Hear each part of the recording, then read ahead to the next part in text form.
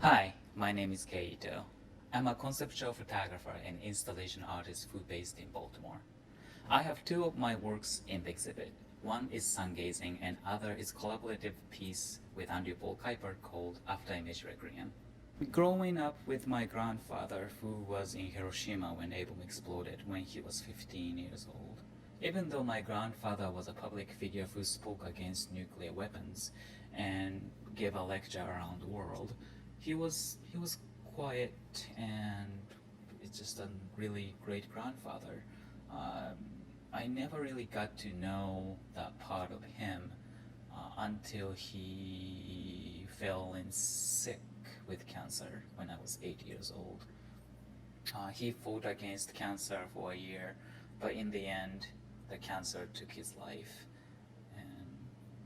And this is around this time I remember him saying that the day of Hiroshima was hundreds of sun lighting up the sky.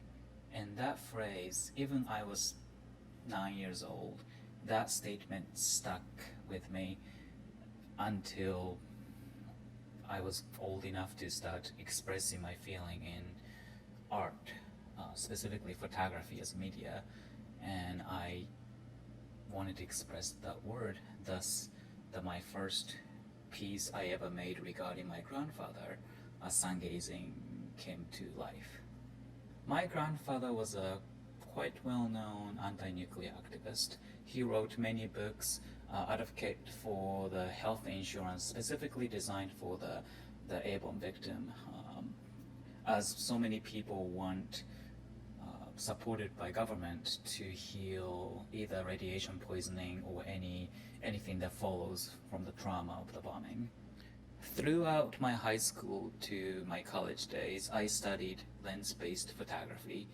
Um, but when I tried to make a work about the bombing, something to deal with invisible, such as radiation or trauma of my grandfather that passed on to me, or such as memory, such invisible matter, how do I capture such thing with a camera that the purpose is to capture something that's in front of you? I approached this matter in many different ways, but in the end, I needed to let go the what many people think the what photography is, a camera. I got rid of use of the lens, use of the camera, and started to concentrate on the true idea of the photography, which is light sensitivity. Um, as I mentioned earlier, the one thing I remember from my grandfather was the hundreds of suns lighting up the sky when a bomb exploded. And to express such intense memory with visual matter, I actually went to more ritualistic approach to make this artwork. After my grandfather went into coma, probably a few days before my grandfather's passing, um, I was sitting next to his bed, holding his hand, and only way I could tell that he was still alive was this constant sound of the breathing. And that sound and that vitality was really significant for me. And when I to make artwork that commemorate my grandfather's memory, the, using the breathing as the exposure time, it came to be really natural. Anyone who grew up in Japan probably would recognize the significance of 108. So in Japanese Buddhism, and it's more like a cultural thing, it's not just reserved for the Buddhism, but it's embedded in everyday life, that people believe everyone have 108 evil desire that causes any kind of mischief or fight or even war itself. And from the New Year's Eve to New Year, every single Japanese temples, which is many of them, strike this human-sized big bell 108 times throughout New Year's Eve to New Year. And by hearing each sound of the bell, you get rid of one of the evil desire, and by the facing the new year, you kind of get cleansed. You face the new year with the cleansed self, purifying yourself.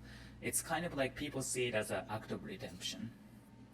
And I wanted to incorporate the aspect in my artwork by making these prints. It really did feel like it's a ritualistic act, contemplation. That what my grandfather went through, and what does it mean for me to make this artwork in United States right now. It's the process itself is really simple. I used a C print, chromogenic print. Many people know it as it's quite old school. It's the darkroom paper that's essentially just light sensitive. It has a capability of reproducing any spectrum of the light. So I took out one of the 8x10 size paper on my hand, took it to outside when the sun is shining, and I breathe and I breathe out, and I expose the paper to that duration of the breath, and brought it back in a dark room and put it into the box.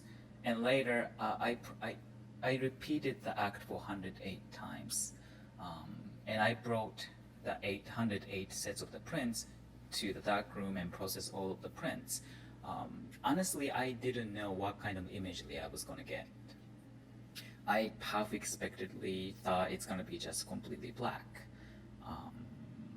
To my surprise, the prints actually came out something that's a resemble of the sun. That's something really so intense. Color, bright orange / red, and everything was kind of happenstance. And because of the duration, because of the intensity of the light of the sun, it changes every single time. The repetition became my signature when I make work about nuclear issue, because I make artwork regarding the nuclear issue. Sometimes I talk about the past, sometimes I talk about current issue, and sometimes I talk about future. But when we think of nuclear issue, it's always happening right now. It's a kind of the stuff, especially living in near DC area or New York. The threat of the nuclear weapon, especially a year ago, the North Korea, the hype of the nuclear tension was quite alarming, and the tension still exists. Many people forget about it or choose to ignore as, oh, it would never happen. But throughout history, there's many times that people were so close from nuclear annihilation that it might actually have wiped out the entire world. And that threat still exists. So I really want my artwork, or even this exhibit, to be kind of like educational, but also the warning that we should remember that what is happening right now is not a thing of the past. The nuclear threat still exists today. After Image Requiem is probably the largest piece I ever made so far. First step we took to make the artwork was to actually visit Los Alamos, New Mexico, which is the place they developed the first A-bomb and tested the first A-bomb. We never been to New Mexico. We always wanted to go. Los Alamos is the birthplace of the A-bomb, and that's where the chain reaction of the events led to the bombing of Hiroshima and Nagasaki, led to my grandfather's trauma, which led to my birth. So what does it mean for me to go to Los Alamos? It's almost like I'm visiting my second birthplace. And going there with someone who has a similar familial heritage, but on the other side, was quite significant. And the whole experience of a week trip in Los Alamos really influenced in the creating of the After Image Requiem. In the exhibit, I have 5 examples of the prints from something that's more fluid, and since it's still using the sunlight and my breath as exposure time, some breath is so long that I sometimes move that you can actually see the movement in the prints. When you enter the exhibit, you first see the vast amount of the prints on the ground, and in the air you can hear Andrew's sound. It echoes the position of my grandfather and his grandfather, as my grandfather on the ground witnessing the bomb, and his grandfather helped to create the bomb that falls from the sky. The audience can walk through between the prints, and the installation was illuminated by a single spotlight.